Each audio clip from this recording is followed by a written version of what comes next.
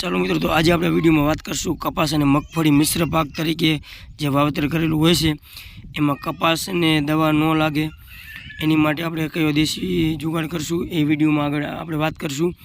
અને જે તલ અને ખડ બધું નિંદામણ બળી જતું હોય છે તો જેથી કરી અને કપાસને કંઈ નથી થતું મિત્રો, તો એનો દેશી જુગાડ મિત્રો આપણે બનાવેલો છે. તો ચાલો વિડીયોમાં મિત્રો આગળ આપણે વાત કરીએ. તો વિડીયો કેવો લાગ્યો કોમેન્ટમાં ખાસ કરીને જરૂર જણાવજો. અને વિડીયોમાં જો નવા હોય તો વિડીયોને લાઇક શેર અને સબસ્ક્રાઈબ કરવાનું ભૂલતા નહીં. તો ચાલો વિડીયોમાં આગળ આપણે તમામ પ્રકારની મિત્રો વાત કરીએ.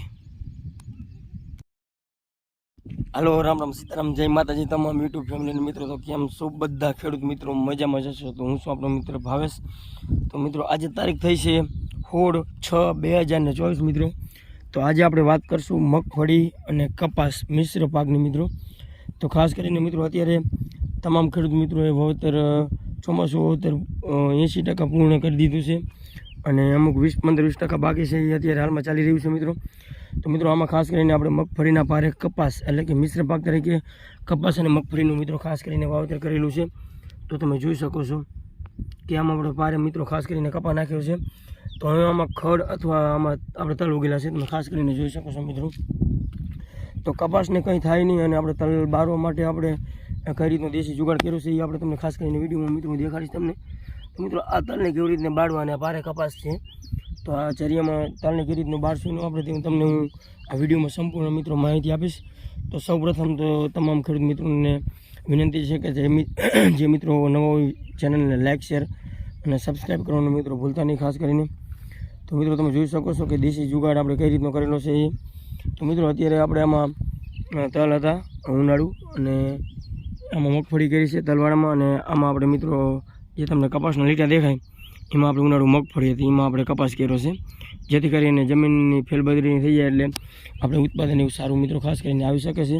તો મિત્રો મગફળી પણ હવે ઉગી જાય છે. ખાસ કરીને આજે આપણે આને 11 તારીખે કોરોના કરેલું છે અને આજે 16 તારીખ થઈ છે એટલે 5-6 દિવસ મિત્રો ખાસ કરીને આ મગફળીને થઈ ગયા છે. તો અત્યારે મગફળી ઉગ્યા પહેલાં અત્યારે આપણે આમાં ગ્રામોક્ઝન દવા જે મારી છે જે કપાસમાં આપણે વખેડામાં મારતા હોય એ કરીને. તો મિત્રો ખાસ કરીને હું તમને દેશી જુગાડ દેખાડીશ. તો ચાલો વિડીયોમાં મિત્રો આગળ.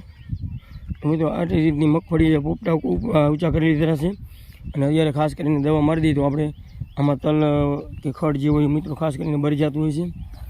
તો મિત્રો તમે જોઈ શકો છો કે આ રીતનું આપણે એક પતરું લઈ અને ખાસ કરીને હમણાં થોડોક આગળ આવી હજી આગળ નોઝલ વચ્ચે આવ્યું પડે, બસ હા એટલે બસ પવન આમનું એટલે જોશો ઓલું નગર વાંય જણ આવતી રહીશ.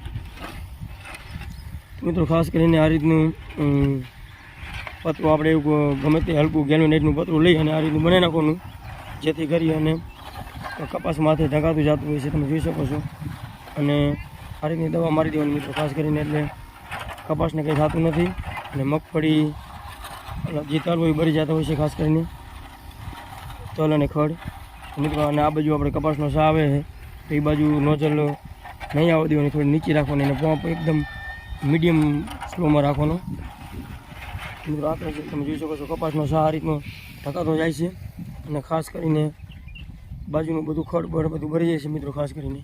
તો તમે જોઈ શકો છો.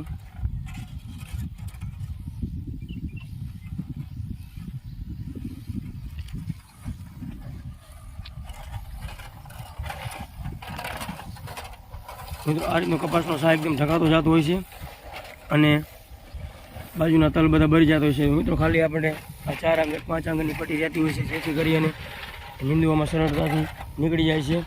તો આ રીતનો દેશી જુગાડ કરી અને મિશ્ર પાક તરીકે આપણે કપાસ અને મગફળી વાવી શકીએ છીએ જેથી કરીને ઉત્પાદન એવું 8 થી 14 મણ લગીનું કપાસનું આવી શકે છે ભારે ખાસ કરીને.